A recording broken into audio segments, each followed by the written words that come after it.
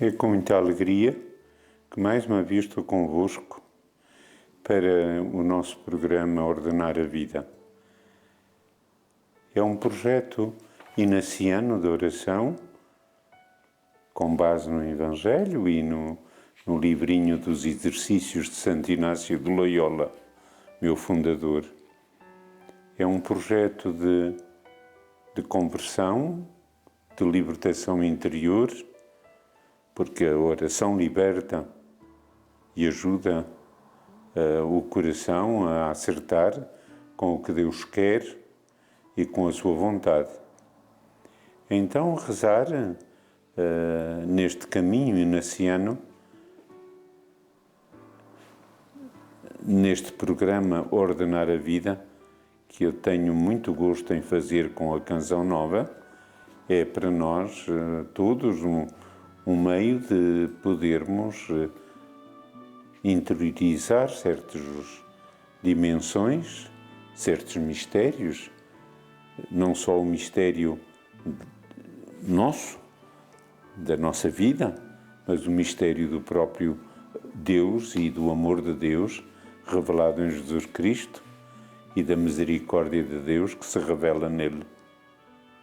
Temos vindo a rezar, como têm seguido nas últimas semanas, aquilo a que Inácio chama a primeira semana, a semana em que se reza o pecado e a misericórdia, a semana em que temos as regras de discernimento para a primeira semana e depois os célebres colóquios de que já falámos mais que uma vez, o colóquio da misericórdia diante de Jesus crucificado e o tríplice colóquio, ou seja, três, um a Nossa Senhora, outro a Jesus e outro ao Pai, mas sempre num diálogo de intimidade. Hoje vou propor uma nova meditação para nos ajudar a focar outra dimensão do pecado e da necessidade de conversão. Vamos pegar no Rei David. David era um amigo de Deus. Deus gostava muito do David. Quando o profeta passou lá por casa para ungir como rei, passou um irmão, passou outro, que se calhar todos nos lembramos dessa história bonita que o segundo livro de Samuel nos conta. Finalmente pergunta ao pai: olha lá, não tens mais filho nenhum, porque Deus não me diz que seja nenhum destes? E ele diz: tenho um mais novo lá no campo a guardar o gado. Então mandou chamar. E quando David veio, o profeta sentiu interiormente que era este que Deus queria rei e unge o rei de Israel. Portanto, uma vocação, uma predileção de Deus, um amor apaixonado de Deus, na vocação, na missão que dá a David, rei de Israel. Mas é este David, amigo de Deus, predileto de Deus, escolhido por Deus, que vai pecar e que vai se cometer grandes falhas. Mas Deus não deixa de apostar nele e de o fazer rei e continuar a exercer o seu reinado. Na história de David há uma coisa que sucede na história da vida de cada um de nós e precisamos tomar em atenção. Um pecado gera outro. Ou seja, uma pessoa que é orgulhosa forçosamente pisa os outros e magoa. E uma pessoa que é vaidosa dificilmente será pobre, porque a vaidade leva ao luxo, ao gasto, à ostentação, à aparência. Então o pecado arrasta outro. É como uma maçã podre que vai apodrecendo a outra que está ao lado. Foi assim com David. Já vamos ver a história. Antes de mais nada, David, pelo terraço, cobiçou a mulher que vivia em frente ao palácio, manda-a chamar e comete adultério com ela. Ela era casada, tinha o seu marido estava em guerra, na batalha, no exército do rei. A mulher diz-lhe, manda-lhe depois dizer, passado um tempo, que estava grávida.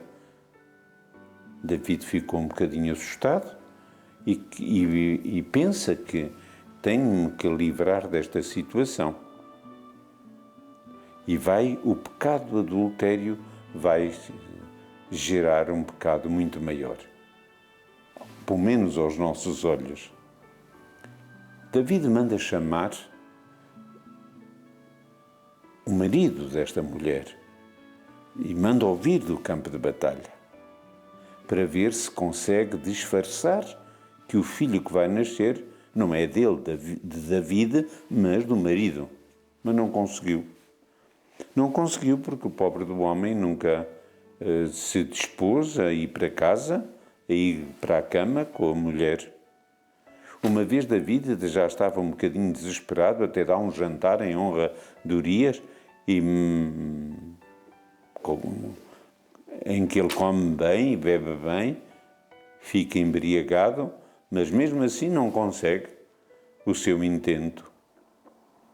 E David percebeu que tinha que tomar outra solução.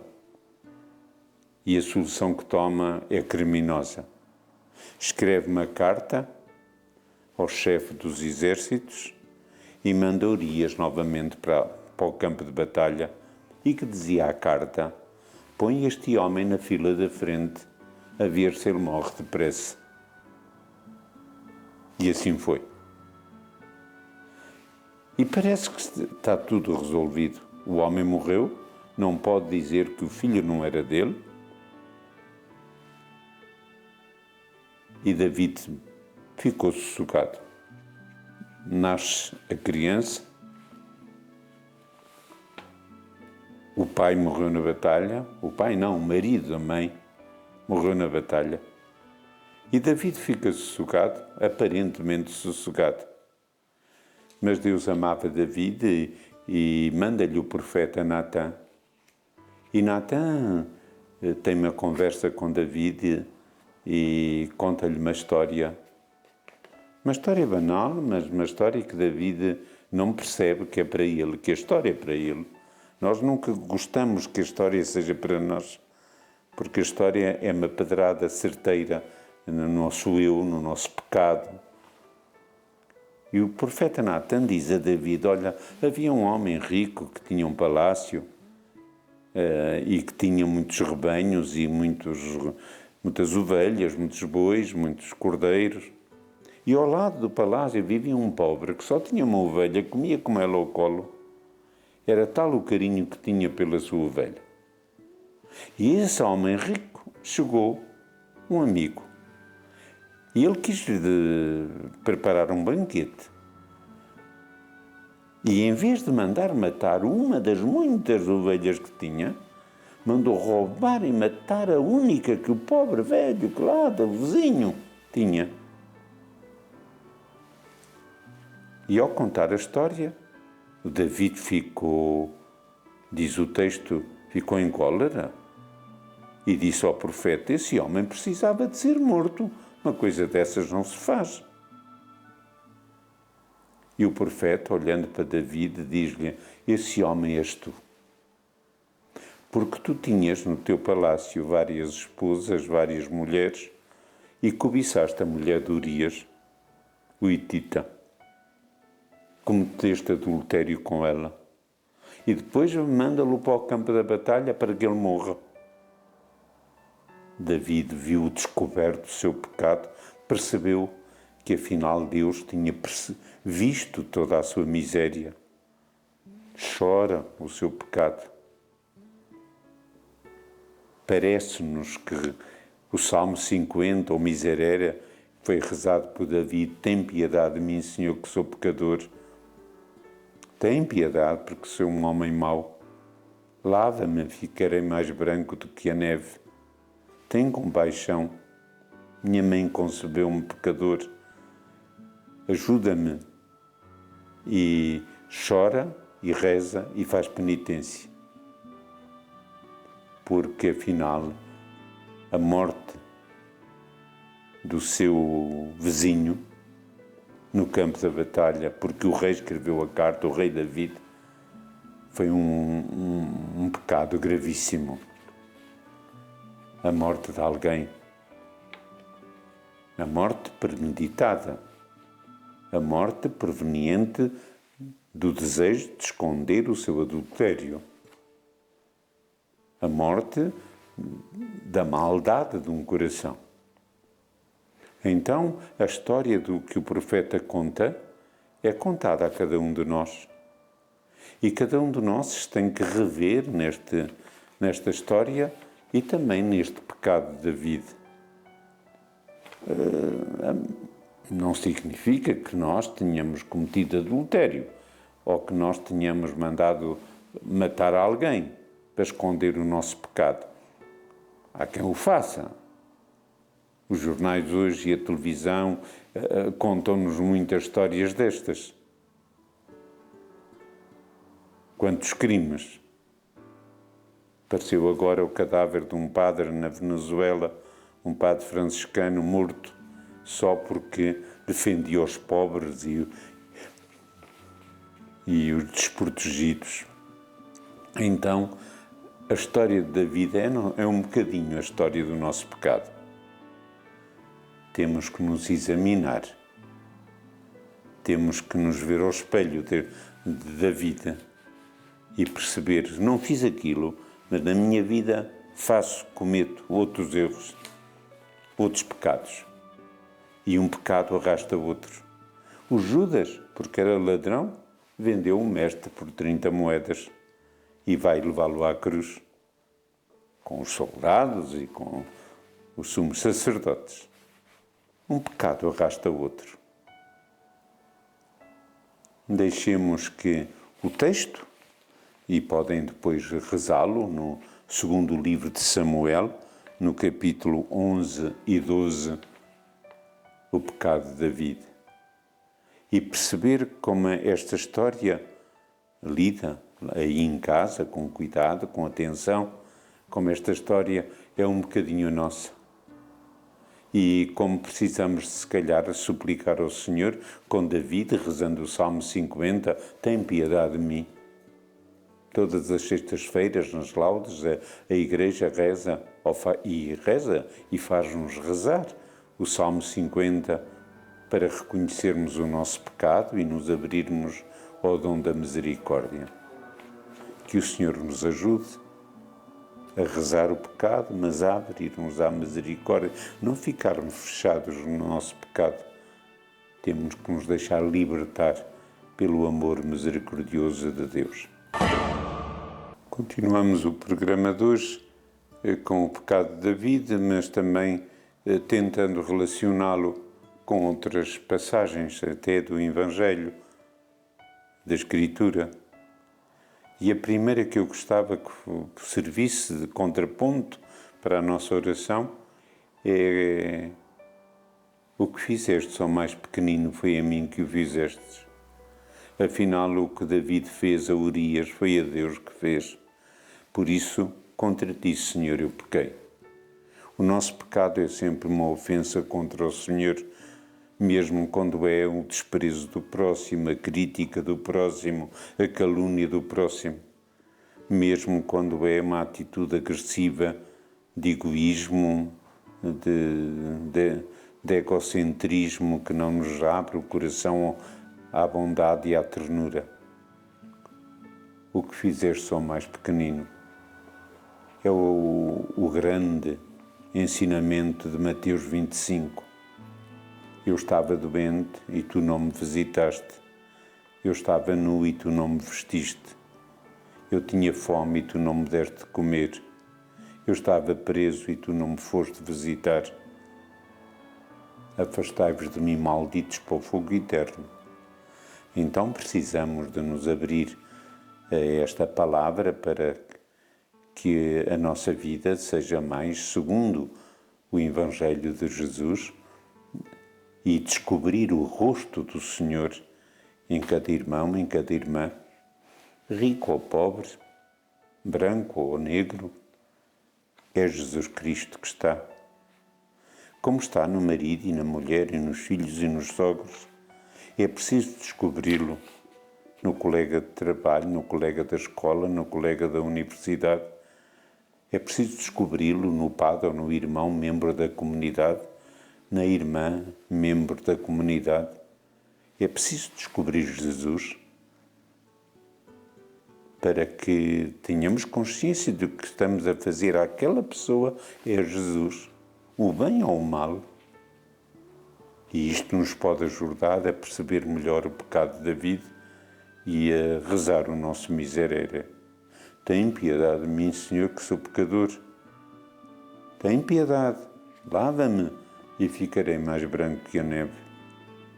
Limpa-me, purifica-me com o teu Espírito que é água divina, com o teu Espírito que é fogo, que queima as impurezas e que deixa só o metal puro.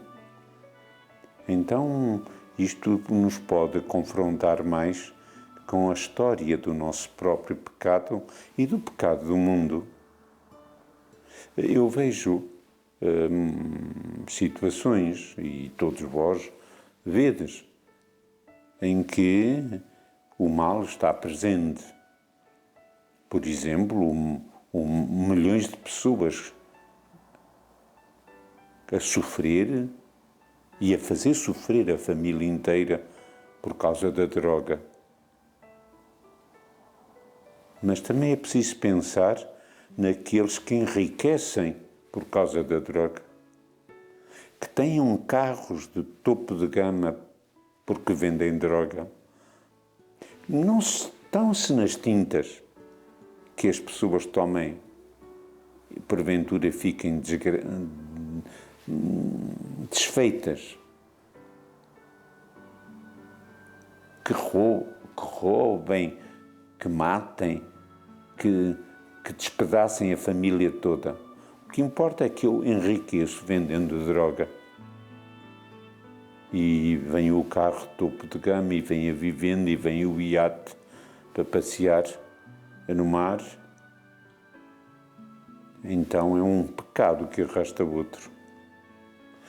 E em nós também sucede assim. Eu já dizia há pouco, uma pessoa vaidosa dificilmente será pobre de coração e de facto na vida, porque quer ostentação, quer luxo, quer comprar, quer mais, quer melhor, tem as gavetas e os armários cheios de roupa que muitas vezes nem usa, toaletes atrás de toaletes, para dar alimento à sua vaidade. E quem diz neste aspecto, dizem tantos outros. Uma pessoa que não é altruísta, que não é caridosa, que se fecha no seu egoísmo, o egoísmo é um pequenino cancro a corroer o coração. Como o ciúme, ou a inveja, ou a avareza, é uma lepra interior que nos vai despedaçando. Então precisamos de continuar a suplicar: cura-me, Senhor, tem piedade. E é isto a caminhada da primeira semana dos exercícios. E depois ficar a pedir ao Senhor que nos dê o conhecimento interno do pecado. Porque o pecado é muito mais grave que aquilo que a gente aparentemente vê, pensa, reza. Andamos muito à superfície, precisamos descer mais fundo, ter um conhecimento interno maior da malícia e da perversidade do pecado. O pecado, qualquer que ele seja. Então, pedir esta graça. Como pedir a graça de ter o conhecimento interno do espírito do mundo, deste espírito satânico que anda por aí, que leva a matar, a roubar, a falsear contas, a furtar, essas notícias todas que a gente sabe. E parece serem verdadeiras, que há gente na cadeia por roubar, porque enganou. Então, ou porque matou, até membros da sua própria família, por ciúme, por paixão, por vingança. Então, o conhecimento interno do espírito do mundo, um mundo satânico, um mundo diabólico, um mundo que tem critérios de mal e de violência. E nós temos um bocadinho tudo isto cá dentro. Reparem bem, numa discussão temos que ficar sempre por cima. A nossa verdade é sempre melhor que a dos outros. Aos nossos olhos é sempre melhor. Os outros é que não aceitam, os outros é que não compreendem, os outros é que não são suficientemente abertos ou espertos ou inteligentes para perceber que é a nossa verdade. Então queremos ficar por cima. E se não ficamos, à zanga. E em casa há até barulho entre marido e mulher. Ou há discussão. Ou entre pais e filhos. Então é sempre este projeto mundano, ou estes tentáculos do mundo satânico e diabólico que imperam dentro de nós e que levam a consequências muito graves em todos os domínios. Não é só no domínio da sexualidade ou da pedofilia, mas em todos os domínios. Com que facilidade se critica uma pessoa ou até se calunia e difama, que é uma coisa terrível, pôr a fama de uma pessoa pela rua da amargura, como diz o povo. Então, um pecado arrasta o outro. Temos de ter muito cuidado. E pedir ao Senhor, lava-me, purifica-me. Não ter medo de fazer este exame de consciência e de ver um bocadinho o nosso cadastro à luz do cadastro de David, que do adultério foi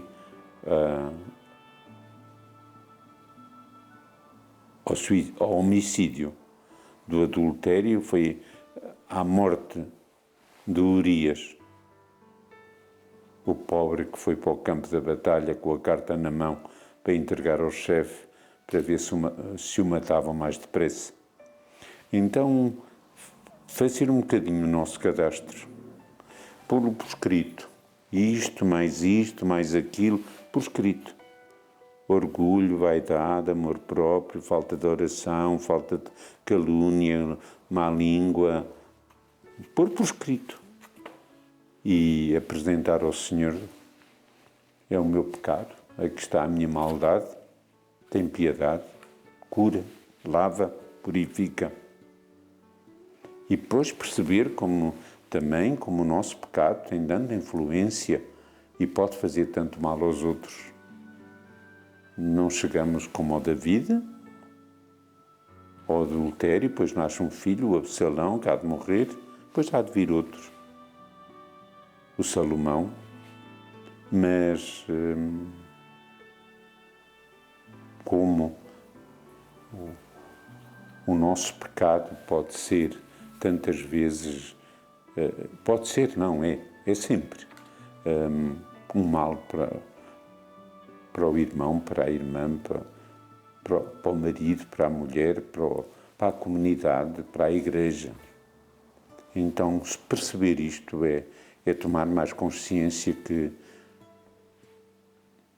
precisamos de suplicar ao Senhor a nossa conversão, a nossa mudança.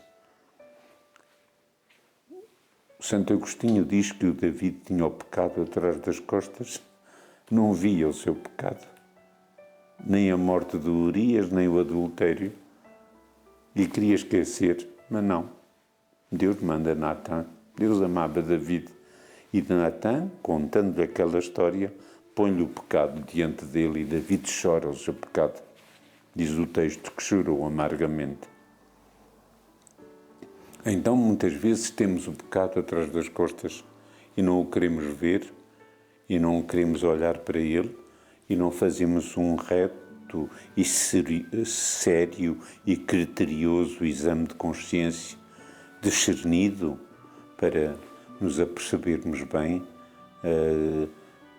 que necessitamos da divina misericórdia. E só Deus, na sua misericórdia, nos liberta e nos salva. Que a história de David, que a ação do profeta Natã, que a história do Judas, que vai morrer enforcado, mas em que, porque era ladrão, vai vender o mestre, é a história de cada um de nós. É um pecado que arrasta outro. Saibamos suplicar esta misericórdia e pedir ao Senhor que tenha compaixão, que venha nosso auxílio, que Ele seja em nós fonte de alegria e de paz, porque nos perdoa e porque nos converte. Que esta graça se opere cada vez mais na vida de cada um de nós, é o que mais desejo. Na vossa e na minha, que eu também preciso. Para que assim seja, meus caros irmãos e amigos, telespectadores da Canção Nova, eu vos vou dar uma bênção. Que a bênção de Deus Todo-Poderoso, Pai, Filho e Espírito Santo, deixe sobre vós e convosco permaneça para sempre. Até para a semana, se Deus quiser.